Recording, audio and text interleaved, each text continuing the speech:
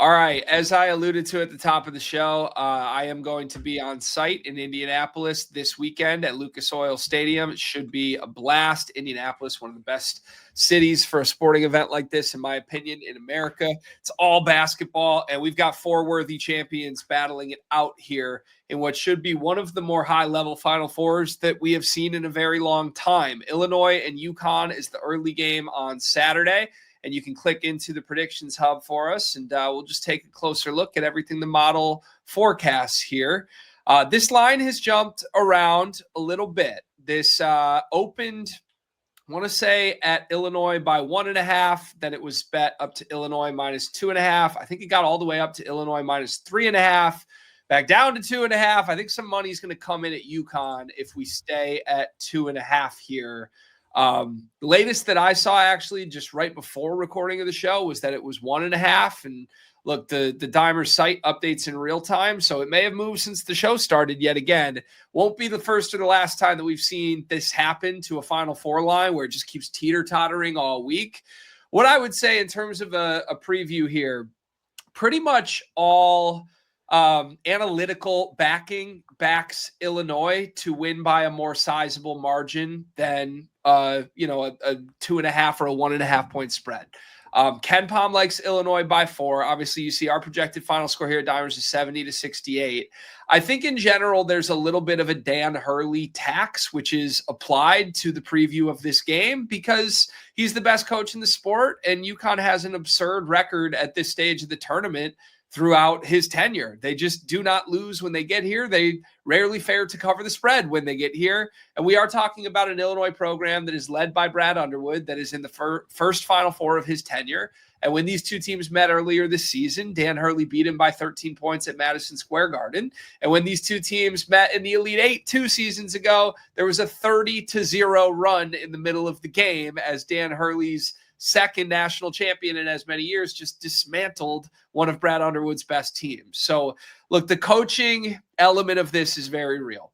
And the thing about Illinois this year is they've constructed a team that doesn't really require many in-game adjustments from their coaching staff. They have a team of professional basketball players, many of them European, who are highly skilled, plus playmakers at every single position. They are the biggest team by average height in all of college basketball.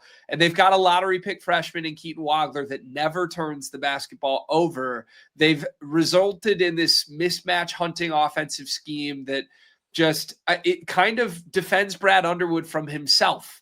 Because when you've got 5 guys that are that high IQ, you don't need the coach to tell them what to do. They just kind of problem solve on the fly. And I think it's worked. This Illinois team, to me, has been better in this tournament than this UConn team has. There's been dry spells in each UConn game. Even the comeback win against Duke started from a very dismal first half. And then against Michigan State, the game before, they almost blew a 19-point lead, and Michigan State led late in that game. So, we show a 56% chance that Illinois wins on the money line. If you go to the best bets tab for us just to take a quick look, basically, directly, 0 edge, 50% probability on the dot with the spread where it currently is. That feels right to me. I think they've nailed it. And if it gets back down to 1.5, I would show a little value on Illinois. The one side that I do like pregame is the site that has just the smallest edge that you'll see here. It's the under 139, 53% probability, and just under a 1% edge. The way I'm envisioning this game playing out, though, UConn is very slow-paced, a very half-court execution-based offense. They take away transition, and that's exactly what Illinois is comfortable with. If you look through this NCAA tournament run for the Illini, they played a 55-possession game against Iowa. They played a 58-possession game against Houston. Like, the NCAA average is in the high 60s to low 70s, and these games are just ground to a halt. Illinois loves that because that's where their, maybe slower, bigger, less athletic players can shine in half-court situations. I think possessions are going to be at a premium in this game. And if we see a UConn drought, which we have seen even in their wins, I think that's where Illinois could create some separation, and it works in tandem with the under. So for me, I am picking Illinois to win this game as much as it breaks your heart, Dave. If I'm betting it pregame, I'm actually just going to play the money line at minus 130, despite there being a negative edge. I'd rather not flirt with any points here as the number keeps fluctuating. Minus 130 doesn't deter me as a game in terms of just picking the outright winner. And then I do like the under. That will be on my pregame card. Even if UConn doesn't have a dry spell, it's going to be such a slow game. And if they do go cold as they have, I think you see Illinois capitalize. You are slightly breaking my heart that is already torn in two, Greg, because obviously the UConn fan in me wants to see them win, at least advance. The Dimers man in me wants to see our dark horse of Illinois, who was 25-1 that we called out as an edge play, bring it home for the model. So I am truly torn in two here. There will be no scenario, which I'm truly happy on Tuesday's show. I will be sad in one way or another. Hopefully somebody's at least making money off it, though. That's the point. Well, if you did jump on that Illini 25-1 pre-tournament when we identified it, you've got some pretty great hedge opportunities at this point. Looking pretty good. We also said the week before that you called out they were going to be favored, them or Houston it was, right? Whoever played Iowa. Yep. And they were like +2 something to make the Final Four, and then they were -270 in the next game. Yep. So, big difference. It's been a profitable team down the stretch of the season in a variety of ways, that's for sure. And look, this is Illinois' first Final Four in forever, back to 2005. I think especially it being a local Final Four, local-ish in Indianapolis, that's an easy trip for their fans. I think you're going to see a pretty huge crowd that should be rooting for Illinois in this game. No disrespect to the 2 of the last 3 national champion UConn Huskies. All right, let's look at the second game. Dave, I'm a Michigan fan. You know this, but even if I wasn't a Michigan fan, I would be billing this game as maybe the most exciting tournament game on paper that we've seen in my life. This is quite literally Ken Pomeroy's highest rated combination of teams that have ever met in a college basketball game ever. Wow. It is quite literally metrically the strongest product that has ever been on the floor. And basically anywhere you look, we expect a dogfight. And our model backs that up. 79-79 is the projected score here. Look, I have spent 3 days racking my brain on how I think this game is going to go and trying to parse through what is my personal bias as a Michigan fan versus what respect I have for this Arizona team. And I really can't make sense of it. I think you can talk yourself into either side here. And I'm not surprised that we expect this to essentially be a deadlocked game. On the money line, Dimers does give Michigan a slight edge.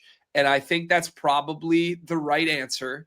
I think if you were to sort of stack rank team ceilings and floors in this game, Michigan's ceiling is probably a little bit higher than Arizona's, but Arizona's floor is not far from their ceiling. And then there's a big drop to Michigan's floor. And the question is, can Arizona do anything to frustrate Michigan or make them uncomfortable? And the more I look at the profile, the answer is no. Michigan loves up-tempo games. Arizona is going to run at a frantic pace.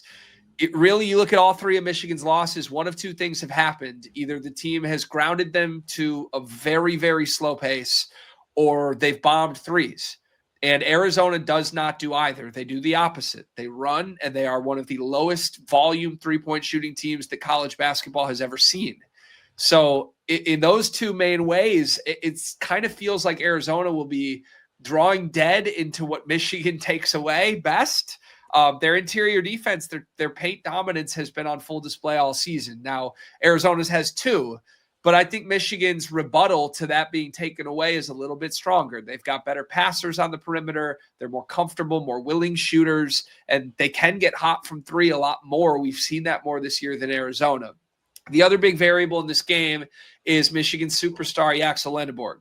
He was the best player in the transfer portal. He is quite literally an NBA starter that is playing college basketball for Lord knows what reason. And they call him Dominican LeBron. He's playing like that in this tournament. His usage rate is through the roof. He's just putting up numbers like 29, 9, and 4 like it's nothing.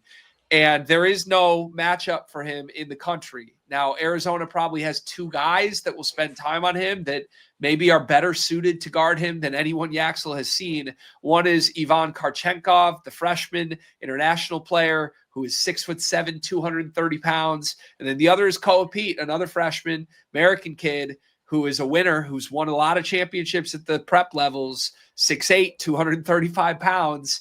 It's a big ask for two freshmen to handle the 23-year-old Yaxel Lenneborg in a moment like this. If they can frustrate him at all, I think you definitely lean towards Arizona's poise and composure. They make less mistakes.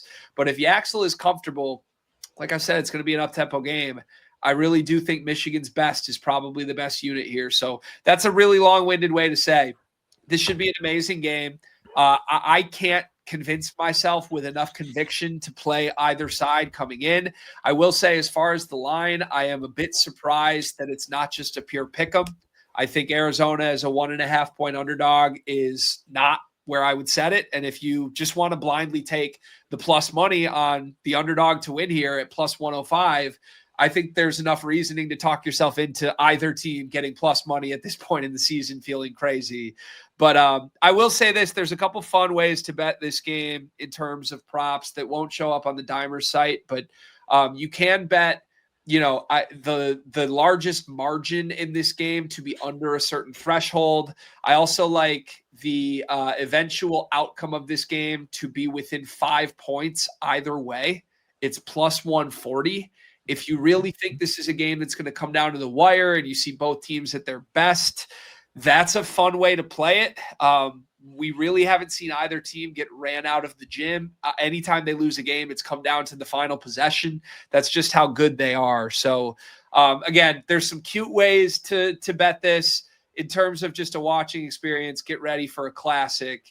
And if I did have to talk on the total just quickly, I would lean to the over. We show a negative edge, so I can't in good conscience recommend betting that. But there's just a slight probability edge, 50.2% that it leans over.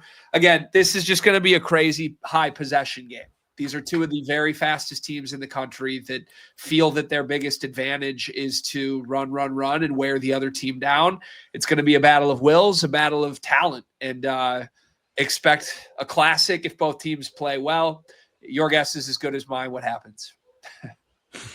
Yeah, it's great analysis, Greg. I mean, obviously, you're the Michigan fandom in you, and you feel that Arizona doesn't have much of a chance. It is practically a coin flip here. I think if I'm just from a neutral, no dog in the fight, I would lean the money line over the plus 1.5. I mean, it seems like a big probability difference there, 54.8 and then 48.2. But to cover plus 1.5, there's only two single scenarios in which that could happen, which is win or lose by exactly one. And you can tell that lose by exactly one, if they have a 48.2% chance to win, is only about 6% there or so in simulation. So you're better off taking, even though 54.8% is larger, of the two scenarios in which you can end up in that pool, you get a little bit better value taking the money line with the larger probability.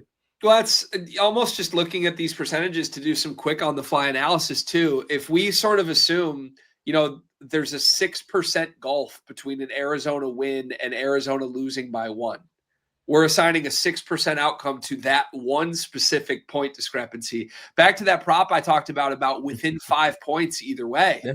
I mean, extend that out, basically 9 additional point outcomes. And I'm not saying this is exactly what the simulations will say, but if there's a 6% outcome of that close to a deadlock, I'd assume you're assigning 6% to a tie score, 6% to Michigan by one. So I think it adds up pretty quickly. And again, these are undeniably the best two teams in the country. It's a treat that we get this game. I think some people would say they wish it was for the national championship. But I think, outside of looking for reasons to sort of confirm whatever preconceived notion you had on a team, there is no separation between these two teams. It's going to come down to who plays better. And I think the Dimers model's probabilities back that up, which is good to see. Can't wait. If it is, in fact, Michigan, UConn, I'll have to text you. We'll have to get another little wager on the line. We won't be able to do it on the show because the games will be over the weekend, but we'll come up with something. We will have to. Just another clash in a major sport on the show between us. We got something going here. If it's Michigan UConn, I'll just send flowers to your residence, Dave, and congratulate you on being the national champion. I want no part of Dan Hurley in a national championship. Oh, thank you. I'll take those. All right, All cool. right. So that was our full Final Four preview. With the national championship being Monday, I'm not sure that we will have another full episode of this show, although we should be able to do some quick analysis and maybe get a short video up somewhere from Dimers before that Monday championship. So Dave and I will talk offline, but stay tuned for that. In the meantime, make sure you subscribe to this show so that you can get all of our updates in real time as each of these sports progresses closer to the championships. College hoops is next on the line.